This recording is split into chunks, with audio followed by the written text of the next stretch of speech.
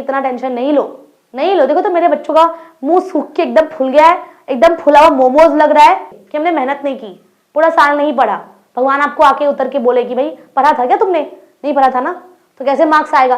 Parents आपके इंतजार कर रहे होंगे, मेरा बच्चा पहला बार एग्जामिनेशन देने जा रहा है, पता नहीं कैसे एग्जामिनेशन देगा। हर सब्जेक्ट, हर इंपॉर्टेंट चैप्टर्स आपके साथ डिस्कस किया जाएगा, रिसोर्सेज दी जाएगी, क्वेश्चंस दिए जाएंगे। ऑप्शन बहुत इंपॉर्टेंट होगा आपके लिए, ठीक है। तो इसको बहुत अच्छे से पढ़ के जाओ, पेडिस्ट्रियन को।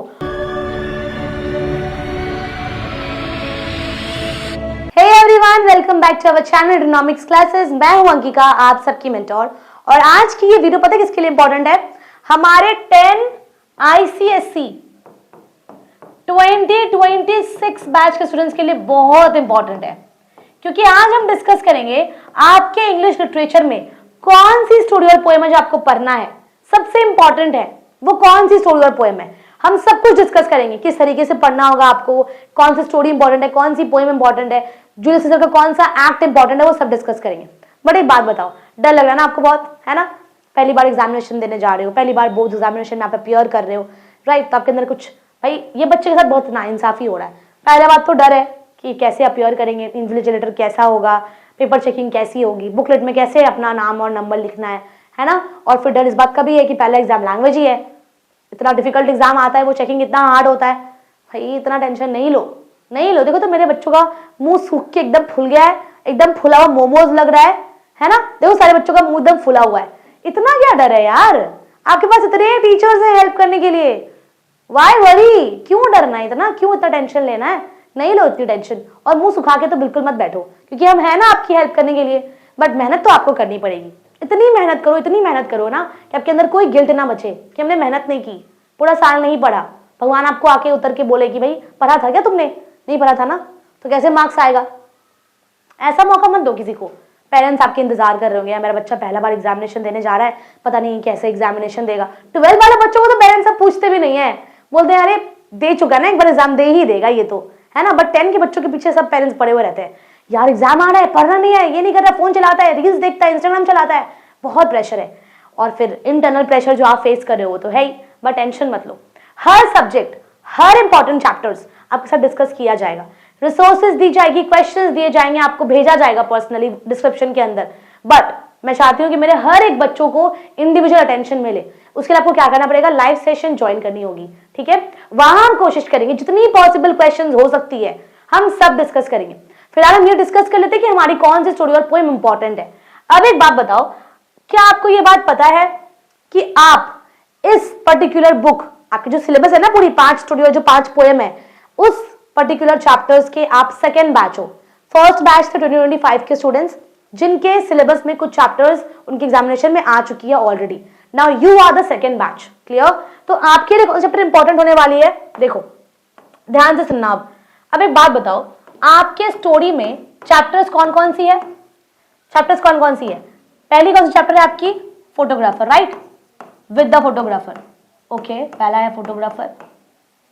दूसरा कौन सा है? चलो मान लो एलिवेटर है, ठीक है। तीसरा कौन सा? चलो मान लो गर्ल हु कैन है, girl who can, okay. Fourth कौन सा है? पेडिस्ट्रियन, चलो ठीक है, पेडिस्ट्रियन है। फिफ्थ क्या है हमारा? Last lesson, okay.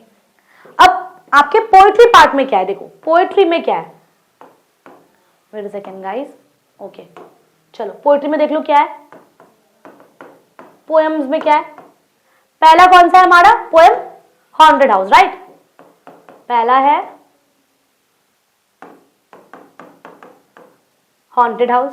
दूसरा क्या है? ग्रेट ट्रीज फॉल, अज्यूम कर लेते, चलो यही है, ग्रेट ट्रीज फॉल है, ठीक है।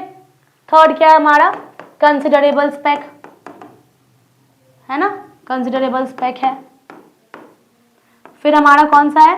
Power of music. फिर हमारा है glove and the Lions, right? यही है, ओके। तो ये 5 स्टोरी और ये 5 पोएम आपके एग्जामिनेशन में सिलेबस में आपको गिवन है, राइट? अब इसमें से हमें देखना है कि कौन कौन सी स्टोरी और पोएम है जो आपके लिए इंपॉर्टेंट नहीं है और कौन कौन सी पोएम और स्टोरी ऐसी जो आपके लिए इंपॉर्टेंट होने वाली है, राइट? अब पहली बात, मेरे बात को पहले ध्यान से सुनो। अब आपके जो 2025 के सीनियर बैच थे ना, उनके एग्जामिनेशन में एलिवेटर ऑलरेडी आ चुका था और लास्ट लेसन ऑलरेडी आ चुका था, ठीक है, क्योंकि आप सेकेंड बैच हो इसलिए बता रही हूं आप लोग को, सुनो। और कंसिडरेबल स्पेक ऑलरेडी आ चुका है और क्लेवन द लायंस ऑलरेडी आ चुका है।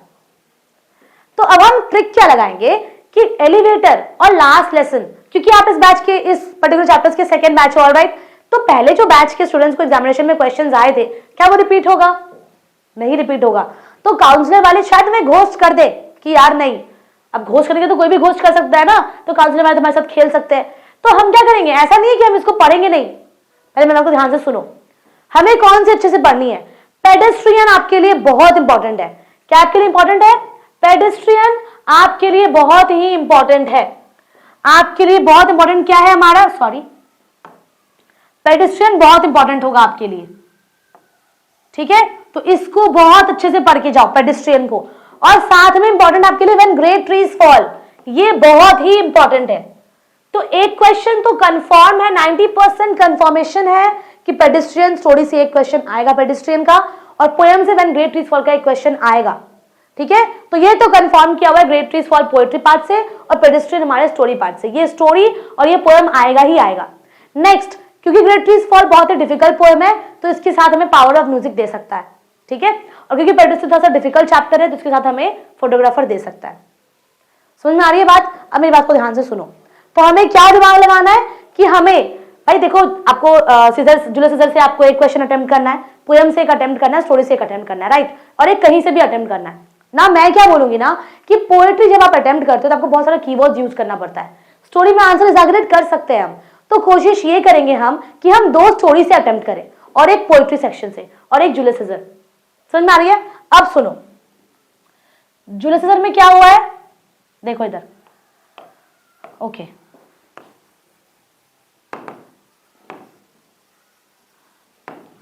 एग्जामिनेशन में 2025 में क्या क्या एक्ट आया था?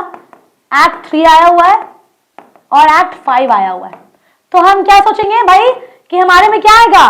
एक्ट 4 हमारे लिए बहुत इंपॉर्टेंट होने वाला है। तो एक क्वेश्चन इसमें से आएगा ही आएगा। तो 3 क्वेश्चंस तो कंफर्म हो गया। कौन कौन से कंफर्म हुए? स्टोरी पेडेस्ट्रियन आएगा ही, ग्रेट ट्रीज फॉल आएगा ही, और एक्ट 4 तो आने ही वाला है, ठीक है। तो 3 क्वेश्चन तो कंफर्म है। अब एक क्वेश्चन हम स्टोरी को अच्छे से पढ़ लेंगे, हम फोटोग्राफर अच्छे से पढ़ लेंगे, हम गर्ल हू कैन अच्छे से पढ़ लेंगे, है ना, कि एक क्वेश्चन हम इन दोनों में से किसी को अटेम्प्ट कर पाए। तो कंफर्मेशन क्या मिलती है कि ग्रेट ट्रीज फॉल को बहुत अच्छे से पढ़ लो, बहुत अच्छे से पढ़ो, ठीक है।